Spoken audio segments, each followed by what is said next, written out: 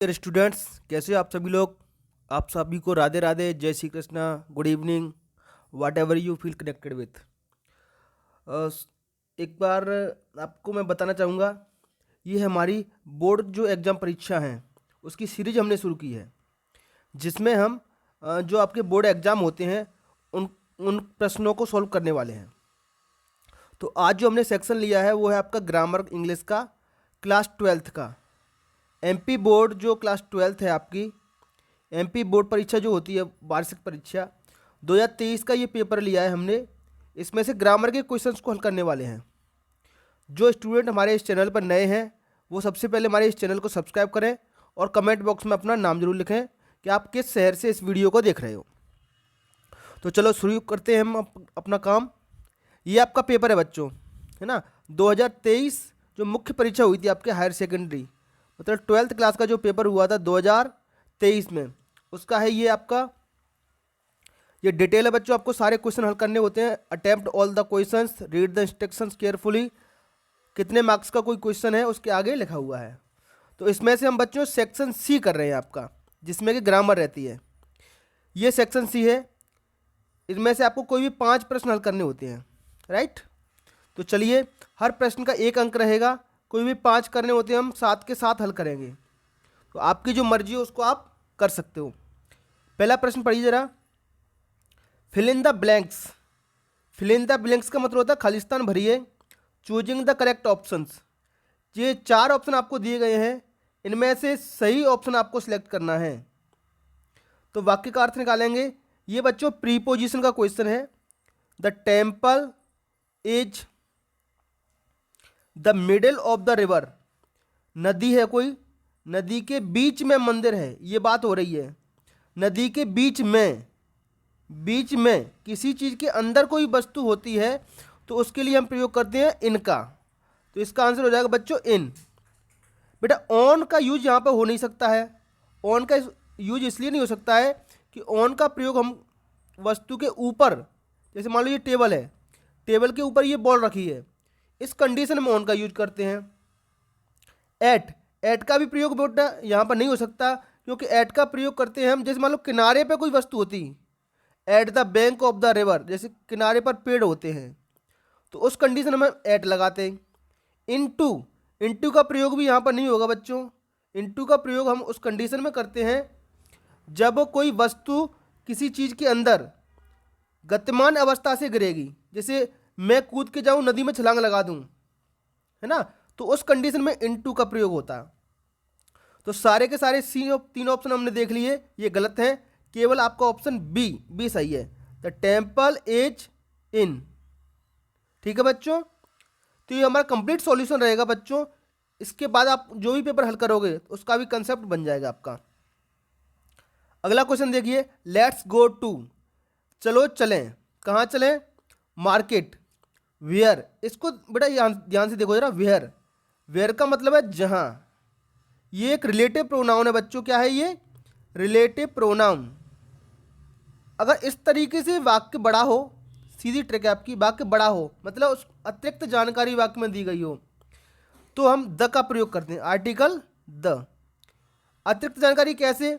Let's go to the market, तो केवल इतना होता, लेट्स गो टू मार्केट, तो द की जरूरत नहीं थी हमें। लेकिन आगे जानकारी दी गई है, where my father has put up stall, जहां पर मेरे पिताजी ने स्टॉल लगाया है। तो अतिरिक्त जानकारी दी गई है, मतलब उसको विशेष बताया गया है। दूसरा तरीका, आप यहां पर रिलेटिव प्रोनाउन देख लोगे, हु, वेयर, विच, वेन, ऐसा कुछ दिखे तो आर्टिकल द का प्रयोग कर देना है। ठीक है बच्चों, तो आपका ये ऑप्शन सही हो जाएगा C. Let's go to the market where my father has put up stall. तो ये रिलेटिव प्रोनाउन आपने देख लिया, आर्टिकल द लगा दीजिए। इसके अलावा अगर यहां से, अगर वाक्य में यहां पर मार्केट के बाद कोई सुपरलेटिव डिग्री आती, सुपरलेटिव डिग्री आती, तो भी हम द का यूज करते।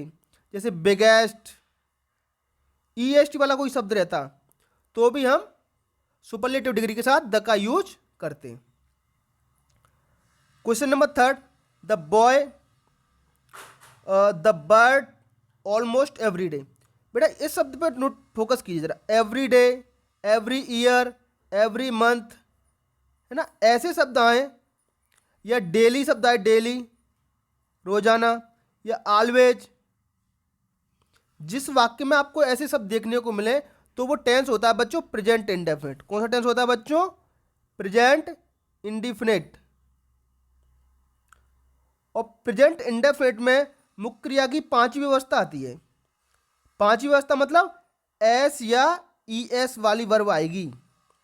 अगर आपका सब्जेक्ट सिंगुलर है तो एस या ई एस वाली वर्ब आएगी प्रेजेंट इंडेफिनिट टेंस में। तो देखो एवरीडे मिल गया, मतलब कंफर्म हो गया ये टेंस हमारा है प्रेजेंट इंडेफिनिट। इसमें एस ई एस वाली फॉर्म मतलब V5, ये बी ऑप्शन पे है, तो कैचेज इसका आंसर हो जाएगा। क्लियर बच्चों? चलिए आगे बढ़ते हैं। ये वाला आएगा नहीं क्योंकि इजारे हम बाजवर नहीं है इसमें। Point number 4, I think it. अगर कोई संभावना वाला वाक्य होता है बच्चों, संभावना, तो मे का यूज करते हैं। मे का यूज करते हैं बच्चों पॉसिबिलिटी में, संभावना में। इस वाक्य को देखिए जरा आप। आई थिंक मेरा मानना है, इट मे रेन टुडे, आज बारिश हो सकती है, तो मे का यूज करेंगे इसमें हम। ठीक, इसके साथ साथ परमिशन मांगने के लिए, अनुमति मांगने के लिए भी हम मे का प्रयोग करते हैं। जैसे मे आई कम इन सर, है ना, मे आई गो टू टॉयलेट सर। आपको याद होगा बचपन में हम सर से छुट्टी मांगते थे स्कूल में। तो ऐसी कंडीशन में हम हमेशा मे का यूज करते हैं। पॉइंट नंबर 5 देखिए, there are precious books in the library. बेटा दो चीज़ें हैं, मच और मैनी। इन दोनों को आज समझ लो आप, मच और मैनी। मैनी का प्रयोग होता है बच्चों काउंटेबल नाउन, मतलब गिन सकें। जिन चीज़ों को हम गिन सकें उसके साथ में मच लगाते हैं, मैनी लगाते हैं, और नहीं गिन सके उनके साथ में हम मच लगाते हैं। अब देखो जरा इसमें गिन सकते हैं कि नहीं, तो देयर आर प्रीशियस बुक्स देखो। और दूसरा तरीका अगर आपको आता भी नहीं है, एस या एस लगी है ना, तो मैनी का प्रयोग कर दो, क्योंकि जिनको गिन सकते हैं उनके साथ ऐसे एस लगा करके बहुवचन बन सकता है। तो बुक्स को आप गिन सकते हो, तो देयर आर मच नहीं, क्या रहेगा, देयर आर, चलो मैनी भी है ही नहीं, चलो मैनी नहीं है, सम लगा दो, है ना। मैनी इस वाक्य में है नहीं तो आप सम लगा दोगे, है ना। मच का प्रयोग होता है बच्चों अनकाउंटेबल में, तो ये तो होने से रहा। एनी का प्रयोग होता है नेगेटिव में, नेगेटिव सेंटेंस में एनी का प्रयोग होता है, ये भी होने से रहा। तो सम, सम इसमें क्या हो जाएगा बच्चों, सम। अगर मैनी ऑप्शन में होता तो मैनी भी हो जाता। तो there are some precious, precious माने कीमती, books in the library, library में कुछ कीमती पुस्तकें हैं। तो बच्चों मच मैनी का कंसेप्ट भी याद रखेंगे और सम और एनी का भी याद रखेंगे, है ना। सम का प्रयोग होता है बेटा सिंपल साधारण वाक्य में, तो ये वाक्य आपका साधारण है। अगर नेगेटिव होता तो हम एनी का प्रयोग करते हैं नेगेटिव सेंटेंस में, ठीक। और मच का होता है बेटा अनकाउंटेबल में, अनकाउंटेबल जिनको गिन नहीं सकें, तो इसमें केवल सी सूट बैठता है। छठवा, वी आर गोइंग। तो इसको देखो जरा, वाक्य का स्ट्रक्चर बच्चों आपको आना चाहिए। पहले सब्जेक्ट आता है, उसके बाद वर्ब आती है, उसके बाद ऑब्जेक्ट आता है, ये होता है कर्म आपका। तो कर्म के बारे में एक बात कही गई है, कर्म हमेशा या तो नाउन होगा या प्रोनाउन होगा, ठीक है। तो ये सब्जेक्ट हो गया आपका, ये हेल्पिंग वर्ब, ये मेन वर्ब, ये वर्ब हो गई आपकी दोनों। अब मुझे यहाँ पर किसकी जरूरत है, ऑब्जेक्ट की। अब कर्म आपका इनमें से क्या बन सकता है बेटो, नाउन प्रोनाउन हो, या फिर 2+V1, 2+V1 ये भी एक कर्म की तरह कार्य करता है ना। 2 लगा करके कोई मुख्य क्रिया की फर्स्ट फॉर्म हो, वो भी एक कर्म की तरह कार्य करेगा, मतलब नाउन की तरह कार्य करेगा, वो कर्म बन सकता है। तो देखो जरा, we are going to play, इसका आंसर हो जाएगा टू प्ले, क्योंकि ये कर्म हमारा बन जाएगा। We are going to play a match today, आज हम एक मैच खेलने जा रहे हैं। चलिए आगे बढ़िए। माई फ्रेंड लिव्स, चलो इसका भी कंसेप्ट समझो। स्थान के बारे में बात करते हैं हम, स्थान के बारे में, प्लेस के बारे में बात करते हैं। अगर कोई छोटा स्थान है तो छोटे स्थान के लिए हम एट का यूज करते हैं, एट। ऐसे मान लो कोई शहर है दिल्ली शहर है, उसका कोई गली हो, उसका कोई मोहल्ला हो, या उसका कोई लोकल एरिया हो, तो एट का प्रयोग करेंगे। पूरे दिल्ली बड़ा शहर है तो उसके लिए हम इन का प्रयोग करेंगे। ठीक, तो my friend lives in Delhi, यहाँ पर इन दिल्ली हो जाएगा। अगर इस वाक्य को हम आगे बढ़ा दें, my friends lives in Delhi at Nehru Nagar, ये समझ लो बेटा। अब दिल्ली बड़ा है तो बड़े शहर के लिए क्या हो गया, इन, और दिल्ली में एट, नेहरू नगर छोटा सा एरिया है तो एट हो जाएगा उसके साथ में। तो इसका आंसर बच्चों आपको समझ में आएगा, इन आ जाएगा। ठीक है, डू ए डायरेक्टर समझते हैं बच्चों। इनमें से भी आपको कोई भी 5 करने हैं। He is too weak to stand, तो इस टू की जगह लगाना आपको सो। अब इस वाक्य को देख लो, अगर ये इतना हिस्सा, शुरू का हिस्सा प्रेजेंट इंडेफिनिट का है, प्रेजेंट टेंस का है, तो दैट के बाद कैन नॉट लगाएंगे। क्या लगाएंगे बच्चों, दैट के बाद कैन नॉट। अगर इतना हिस्सा पास्ट टेंस होता तो दैट के बाद हम कुड नॉट लगा दें। इतनी सी चीज बच्चों याद रखनी है, बाकी कुछ नहीं है। ही इज, टू की जगह सो लगा देंगे। ही इज टू की जगह क्या लगा देंगे बच्चों, ही इज सो वीक, और इस टू की जगह that he can not, that he can not stand. इस तरीके से करना है। तो बस बच्चों ये याद रखना है आपको, अगर इतना हिस्सा, शुरू का हिस्सा आपका प्रेजेंट टेंस में है तो कैन नॉट लगाएंगे, अगर पास्ट में होता, ही वाज होता, तो कुड नॉट लगाते। तो इस वाक्य में प्रेजेंट है तो ही इज, इस टू की जगह क्या लगा दिया आपने, सो वीक, वैसा वैसा ही दैट, दैट के बाद क्या लगा देंगे बच्चों हम, he can not, that he can not stand. बस ये हो गया आपका। बाकी की जो पेपर है आपके उसकी भी आप प्रैक्टिस करोगे तो इन वीडियो को देखने के बाद वो क्वेश्चन भी आपसे बन जाएंगे। अगर कोई क्वेश्चन आपसे नहीं बनता तो आप कमेंट बॉक्स में अपना क्वेश्चन टाइप कीजिए, उसका आंसर मैं आपको बता दूंगा, है ना। और एक बार फिर से सभी बच्चों को बोलूँगा, इस चैनल को आप सब्सक्राइब जरूर कर लें एक बार। अगला question, the child cried for milk, ये आपको बदलना है past continuous tense. Past continuous tense में बेटा क्या होती है, वाज वर्ग के साथ में आईएनजी आता है। पास्ट कंटिन्यूअस टेंस में वाज वर्ग के साथ में आईएनजी आता है, मुख्य क्रिया की फोर्थ फॉर्म आती है। तो द चाइल्ड एक वचन है तो वाज लगा दो, वाज क्राइंग, क्राइंग का क्या होगा, crying, CRYING, crying for milk. बस ये हो गया आपका वाक्य बच्चों, है ना। वाजवर आ गया आपका, वाज एक वचन के साथ वाज आ गया, V4 आ गया, इतना याद रखना है बस, बाकी सब वैसा का वैसा ही है। इसकी जगह हमने वाज क्राइंग कर दिया बस। The child was crying for milk, बच्चा दूध के लिए रो रहा था। चलिए इसको देखते हैं बच्चों। इसमें एक रूल लगता है इनवर्जन का, है ना। जब आप बड़ी कक्षाओं में पहुंच जाओगे तो इनवर्जन पे एक पूरी 2 घंटे की क्लासेस होती है। बड़ी बड़ी फैकल्टी जो होती हैं वो इनवर्जन पे बड़ी लंबी लंबी क्लासेस रहती हैं, SSC CGL वगैरह में आती है इसके क्वेश्चन।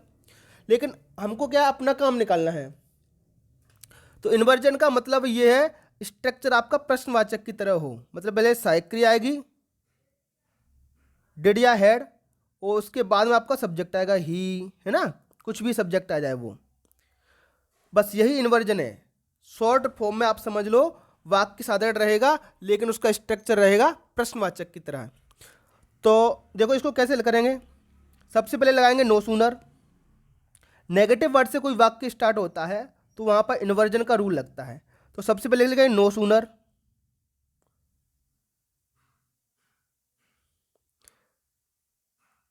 Did he get. देखो स्ट्रक्चर हो गया बेटा प्रश्नवाचक, डिड पहले आ गया फिर सब्जेक्ट आ गया।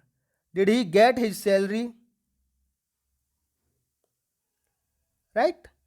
देन लगा दो ही स्टार्टेड, पास्ट स्ट्रक्चर तो पास्ट ही रहेगा, स्टार्टेड स्पेंडिंग इट। इसका अर्थ बताता हूं मैं आपको। जैसे ही उसको एक बार फिर से लिख देता हूँ मैं। जैसे ही उसको सैलरी मिली, तो नो सूनर पहले लगा दो, he get his salary then he started. इसको क्या कर देंगे बच्चों, स्टार्टेड, क्योंकि ये टेंस पास्ट हो गया है ना, इसमें क्या लगा दिया है, did he, no sooner did he get, है ना, no sooner did he get his salary then he started spending it, spending it. ठीक है बच्चों, तो इसमें इन्वर्जन का रूल लगता है नो सूनर का, है ना। चलिए आगे बढ़ते हैं। राजू राइट, बेटा स्ट्रक्चर मैंने अभी बताया था आपको, सब्जेक्ट वर्ब प्लस ऑब्जेक्ट, उसके बाद जो बच जाए वो अदर वर्ड, और ये आपका सेंटेंस हल हो जाएगा। सबसे पहले राजू, क्रिया की जगह आपकी कैन, मुख्य क्रिया की जगह राइट, राजू कैन राइट, फिर विथ ईदर हैंड, राजू किसी भी हाथ से लिख सकता है, इधर का मतलब होता है किसी भी हाथ से, वो लेफ्ट हैंड से भी लिख सकता है, वो राइट हैंड से भी लिख सकता है। ठीक है बच्चों, तो सब्जेक्ट पहले लिखो राजू, वर्ब आपकी कैन, आपकी मॉडल वर्ब हो गई, और ये मुख्य क्रिया हो गई, ये अदर वर्ड में आ जाएंगे बस। अगला देखिए नाइदर नॉर का प्रयोग, बेटा नाइदर हुआ, नॉर, नाइदर नॉर हुआ, इफ ये अनलेस हुआ, ये सारे के सारे नेगेटिव वर्ड रहते हैं, तो जहाँ पर इनका प्रयोग करोगे आप, तो वाक्य में से नोट हटा देंगे। इसका मतलब ये होता है कि वाक्य को आप साधारण करके लिखेंगे। सीता डज नॉट सिंग, इसका साधारण क्या होता है बच्चों, सीता सिंग्स होगा कि नहीं होगा। चलो इतना अगर समझ में आता है तो ये वाक्य आपको खुल जाएगा, है ना। अब देखो यहाँ पे सीता है, यहाँ पे सीता, दोनों में सीता सीता है ना। जो काम अलग है, जो जहाँ से वाक्य चेंज हो रहा है, वहाँ पर नाइदर नॉर का यूज करना है बस। जहाँ से वाक्य में बदलाव आया है, ठीक है बच्चों, तो बदलाव वाक्य में कहाँ से आया है, यहाँ से आ रहा है। यहाँ पर सिंग है इस वाक्य में, और इसमें डांस है, इतना सा याद रखो बस। जहाँ से वाक्य में बदलाव आया है वहीं पर नाइदर नॉर लगाना है। तो देखो कैसे करेंगे, तो सबसे पहले लिखेंगे सीता, है ना, नाइदर सिंग्स, फिर नॉर लगा दो, डांसेस, हो गया। ठीक है, देखो यहां से बदलाव आया है, तो इससे पहले नाइदर लगा दो और नॉर लगा दो। एक और जो चेक करनी है बात आपको, उसको ध्यान से रखना, नाइदर के बाद क्या आ रही है, वर्ब, तो नॉर के बाद भी वर्ब आनी चाहिए। नाइदर नॉर, आइदर और, ऐसे जब भी वाक्य आप प्रयोग करोगे, तो नाइदर के बाद अगर वर्ब आ रही है तो नॉर के बाद भी वर्ब होनी चाहिए, आइदर के बाद वर्ब आ रही है तो और के बाद भी वर्ब होनी चाहिए। अगर नाइदर के बाद टू आता तो और के बाद भी टू आना चाहिए। इस तरीके से वाक्यों को लिखते हैं कि सेम पार्ट ऑफ स्पीच का प्रयोग हो। चलिए आगे बढ़ते हैं। क्वेश्चन नंबर 6 क्या कहता है, चेंज द वॉइस। वॉइस किस प्रकार से चेंज करते हैं, इसके बारे में मैं एक और वीडियो आपके लिए लेके आ रहा हूं, है ना। पहले इसको हल करते हैं। सब्जेक्ट वर्ब और ऑब्जेक्ट पहचानिए। इसमें ये आपका सब्जेक्ट है, ये आपकी वर्ब है, और ये ऑब्जेक्ट है। दो ऑब्जेक्ट है इसमें, अस और हिंदी, तो ये ऑब्जेक्ट वन मान के चलेंगे हम हिंदी को, है ना। इसके हिसाब से इस वाक्य को सॉल्व करेंगे। तो हिंदी, एक टेंस आगे की साइक्रिया लिखते हैं, ये प्रेजेंट इंडेफिनिट टेंस है बच्चों, तो एक टेंस आगे क्या हो जाएगा, प्रेजेंट कंटिन्यूअस। तो हिंदी इज, हमेशा थर्ड फॉर्म लगाते हैं इसमें पैसिव वॉइस में, तो taught, Hindi is taught to us, yes आ गया। लास्ट में जो हमारा सब्जेक्ट होता है उसको बाय करके लिखते हैं, बाय मिस्टर गुप्ता। एक बार फिर से समझिए, ये आपका सब्जेक्ट है मिस्टर गुप्ता, ये आपका ऑब्जेक्ट है हिंदी, ये आपकी वर्ब है। वर्ब से आपकी टेंस की पहचान हो जाएगी, है ना। तो इस ऑब्जेक्ट को सबसे पहले लिखेंगे हिंदी, फिर एक टेंस आगे की सहायक क्रिया, ये आपका प्रेजेंट इंडेफिनिट टेंस है, तो एक टेंस आगे प्रेजेंट कंटिन्यूअस की सहायक क्रिया हो गई है। हमेशा थर्ड फॉर्म लगाते हैं तो आपकी टीच की थर्ड फॉर्म होगी टॉट, टॉट के बाद टू आएगा, टॉट टू अस, वैसा का वैसे लिख दिया। ये जो मिस्टर गुप्ता सब्जेक्ट थे इस वाक्य के एक्टिव के, ये इधर जा करके बाई लगा करके इसको लिख देंगे लास्ट में। ठीक है बच्चों, चलिए लास्ट एग्जाम्पल देखते हैं हम। If they do not work properly they will be punished. ये भी बेटा एक बहुत अच्छा कंसेप्ट है इसका, इसको कंडीशनल सेंटेंस कहते हैं हम। क्या कहते हैं बच्चों? कंडीशनल। इस पर भी बहुत लंबी चौड़ी क्लासेज रहती हैं, इसके बहुत क्वेश्चन आते हैं एसएससी सीजीएल वगैरह में, है ना। तो इसमें आप इतनी बात समझ लो, ये अनलेस क्या नेगेटिव वर्ड है, तो इसके साथ आप कभी भी नॉट का यूज नहीं करेंगे। इसके साथ वाक्य हमेशा कैसा रहेगा? साधारण रहेगा। ठीक, और साधारण करना आपको आना चाहिए सेंटेंस को। दे डू नॉट वर्क का साधारण क्या होगा? They work. इतना समझ में आता है? चलिए अच्छी बात है। ठीक है, दूसरा कंसेप्ट क्या है इसका वो समझिए कि जिस वाक्य में इफ या अनलेस लगी होती है वो हमेशा सिंपल प्रेजेंट में रहेगा। किस में रहेगा बच्चों? सिंपल प्रेजेंट में। और उसका अगला हिस्सा रहेगा आपका फ्यूचर इंडेफिनिट में। देखो यहां भी हो रहा है, विल भी लगा तो फ्यूचर इंडेफिनिट हो गया और ये सिंपल प्रेजेंट हो गया। अब आपको करना क्या है? इफ की जगह अनलेस लगा दो, वाक्य को साधारण कर दो, बस सिंपल। क्या समझ में आया? इफ की जगह अनलेस लगा दो और वाक्य को साधारण कर दो, दैट्स ऑल। देखो जरा, अनलेस लगा दो, इफ की जगह अनलेस, वाक्य को साधारण करो, दे वर्क, हो गया साधारण। प्रॉपरली, पूरा का पूरा टीप दो, they will be punished, they will be punished, हो गया। एक बार फिर से रिपीट करता हूं, इफ की जगह अनलेस लगा दो और वाक्य को साधारण कर दो। वाक्य साधारण ये है, they do not work properly का क्या हो जाएगा? They work properly. यहां अगर एक वचन करता होता तो इसमें एस ई एस लगा करके साधारण बनाते। तो बच्चों ये थी हमारी आज की क्लास। ये आपको कैसी लगी कमेंट बॉक्स में ज़रूर बताएं, और किस टॉपिक का वीडियो आप बनवाना चाहते हैं वो टॉपिक भी कमेंट बॉक्स में लिखें। और जाने से पहले हमारे इस चैनल को सब्सक्राइब करें, अपना प्यार जरूर दें। आपका हमारे इस वीडियो को देखने के लिए बहुत बहुत धन्यवाद। बने रहिए हमारे साथ, इसी तरीके से और भी वीडियो हम आपके लिए लेकर के आने वाले हैं। चलिए तब तक के लिए आपका बहुत बहुत धन्यवाद।